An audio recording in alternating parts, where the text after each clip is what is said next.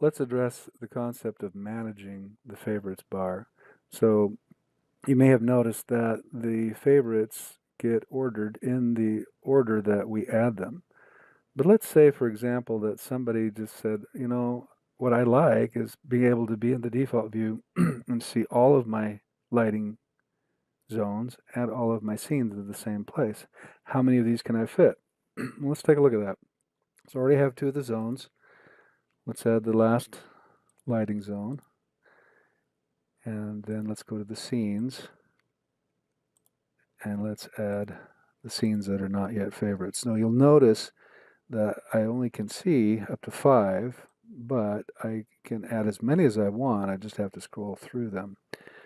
Now the next question would be, what if I want to delete something? Well, if you want to take something and make it not a favorite, all you have to do is select that again, deselect it as a favorite.